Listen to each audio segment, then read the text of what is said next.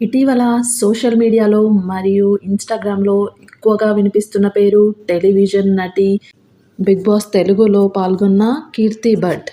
కీర్తి Bhatt Telugu TV ప్రేక్షకులకు పరిచయం అవసరం లేని పేరు. 'మనసిచ్చి చూడు', 'కార్తీక దీపం' వంటి సీరియల్స్‌తో పాటు 'బిగ్ బాస్ తెలుగు సీజన్ 6' ద్వారా ఆమెకు మంచి గుర్తింపు వచ్చింది. ఇప్పుడు ఆమె పేరు వార్తల్లోకి రావడానికి ప్రధాన కారణం ఆమె వ్యక్తిగత జీవితానికి సంబంధించిన పరిణామాలు. కీర్తి భట్ ఇటీవల తన నిశ్చితార్థాన్ని రద్దు చేసుకున్నట్టు అధికారికంగా ప్రకటించింది. ఆమెకు నిశ్చితార్థమైన వ్యక్తి విజయ్ కార్తిక్ తోట. పెళ్లికి ముందు కొన్ని కారణాల వల్ల వీరు ఇద్దరూ విడిపోవాలని నిర్ణయించుకున్నట్టు కీర్తి భట్ చెప్పింది.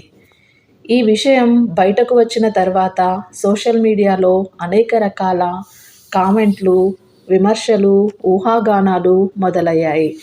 దీనిపై స్పందించిన కీర్తి భట్ తన సోషల్ మీడియా అకౌంట్ ద్వారా ఒక స్పష్టమైన ప్రకటన చేసింది.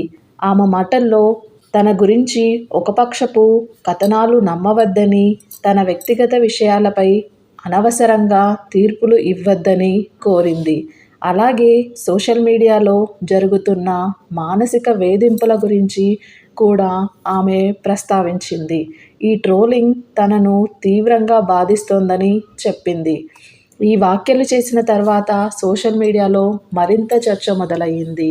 కొంతమంది ఆమెకు మద్దతుగా నిలిచారు. మరికొందరు ఆమె స్పందనపై విమర్శలు చేశారు.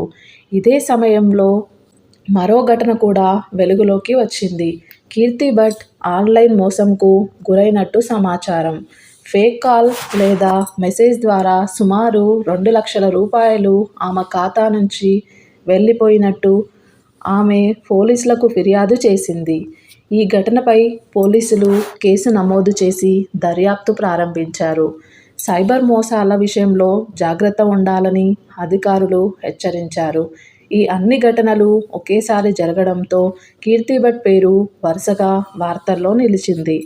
ఇక్కడ స్పష్టంగా చెప్పాల్సిన విషయం ఏమిటంటే ఇవి అన్నీ ఆమె వ్యక్తిగత జీవితానికి సంబంధించిన పరిణామాలు. ఇప్పటి వరకు ఎలాంటి న్యాయపరమైన కేసులు, అరెస్టులు లేదా నేర ఆరోపణలు మాత్రం లేవు. కీర్తి భట్ తన కెరీర్ పరంగా మళ్లీ సాధారణ జీవితానికి తిరిగి రావాలని మరియు పాజిటివ్గా ముందుకు వెళ్లాలని ప్రయత్నిస్తున్నట్టు తెలుస్తోంది. మరోవైపు విజయ్ కార్తిక్ మాత్రం ఇంకొక పోస్టు సంచలనం వ్యక్తం చేసింది.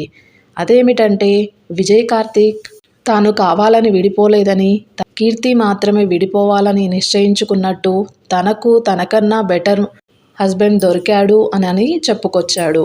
తను ఆర్థికంగా స్థిరపడలేదని, మంచిగా స్థిరపడిన అబ్బాయిని ఆల్రెడీ వెతుక్కున్నట్టుగా ఈ వార్తలో తెలుస్తుంది.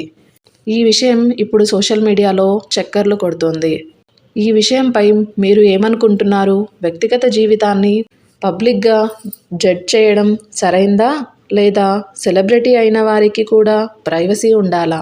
మీ అభిప్రాయాన్ని కామెంట్లో చెప్పండి. వీడియో నచ్చితే లైక్ చేయండి. ఇలాంటి నిజమైన న్యూస్ అప్డేట్ కోసం ఛానల్ను